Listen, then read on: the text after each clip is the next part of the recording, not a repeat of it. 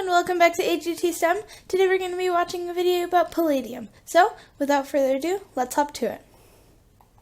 Wollaston wasn't entirely mercenary, and when he died in the 1820s, he bequeathed, that's left in his will, samples of his metals, platinum and palladium, to the Royal Society.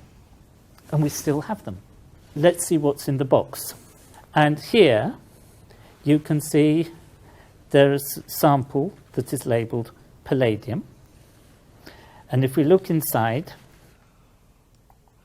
That's so cool. They have historic samples from the actual person who discovered it. That's crazy. Imagine that you've discovered a new element. What would you do? Palladium was discovered by the chemist Wollaston. And this is what he did, as shown by this piece of paper. He made palladium and started selling it. You can see here it says palladium, the new silver. Then down here, he has the price. You can buy 5 shillings, half a guinea, which is 10.5 shillings, or a guinea, which is 21 shillings. And here he gives some of the chemical properties to that what it will dissolve in, and so on. So he starts selling it, not himself. He gets a Mr. Forster to sell it on his behalf, and Forster claims he's the only person that will sell it. These were discovered by Wollaston, whose job was to refine metals, and he discovered a new metal, and if it's your business, what you do, you sell it. Makes sense. Then underneath, we got a letter, and the letter was written a year later. This was 1802, this is 1803, and from somebody called Chevenix, who's furious. He thinks it's a fraud. He doesn't think it's a new metal. And here he's describing chemical tests that he's done, which shows that palladium is not a new metal. Now the problem is that Wollaston had not published a paper describing it. So Wollaston got his act together, and a couple of years later he wrote a paper, and here we've got his original paper on the discovery of palladium. So he is now describing properly for the scientific literature what is discovered. And I'm always fascinated why people choose the names for particular elements. And here in these papers, they actually explain why they chose the names. In modern papers, when they discover elements, they publish the paper, and then months, perhaps years later, they actually choose the name. But here he says, I subsequently, that means afterwards, obtained another metal to which I gave the name of palladium from the planet that had been discovered nearly at the same time. There isn't a planet, as we now know, with a name that sounds like palladium, but it turns out that in 1802 they discovered a very big asteroid, which in those days they thought was a planet, and it was called Pallas. This was really fashionable and trendy. Discover an element, let's name it after the new planet. And it's much the same as people do now. When they discover something new, they give it a name that goes with the exciting things in the time. Probably everybody was really excited about a new planet, and this was... It makes sense. It draws a little more attention towards your discovery for people who are not just science nerds. It makes sense.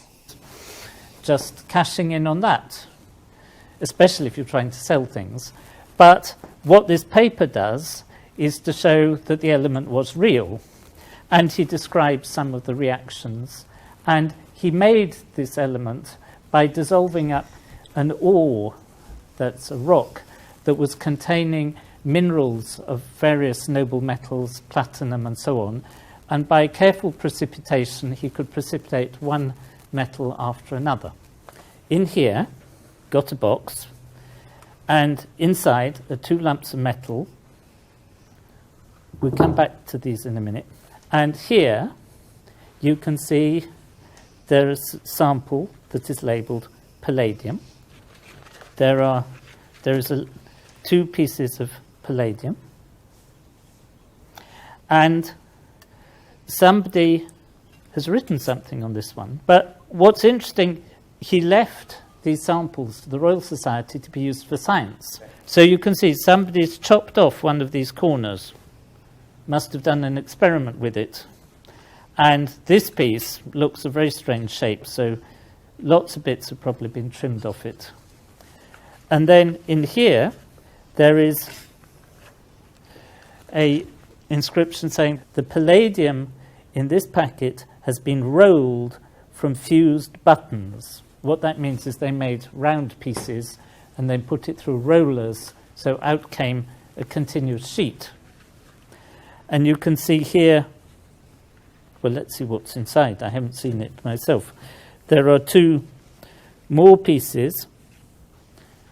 This one is a bit strange. Somebody's tried to get a splinter off it. There is some writing on it. This one says number 6, and somebody else has written something else on it.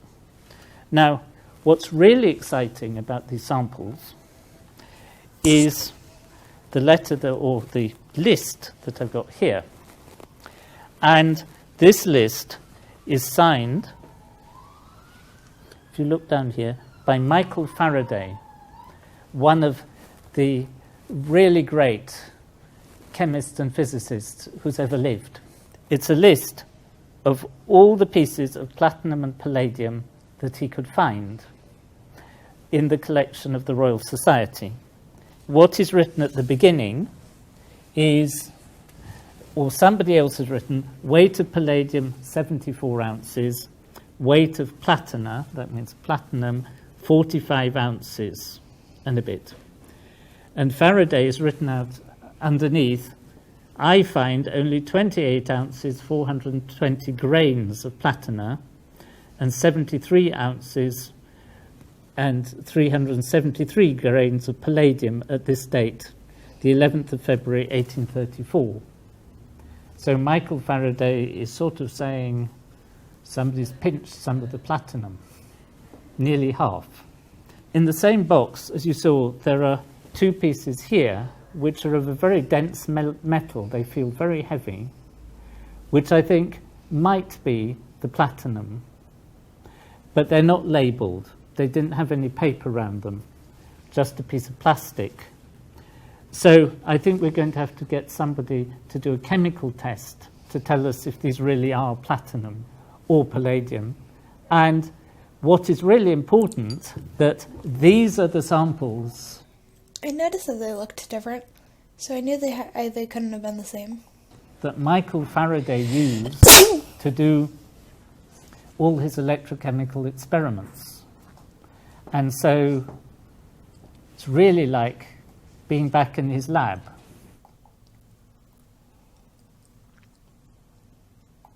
Thank you so much for watching, and we'll see you next time. Stay smart. Bye!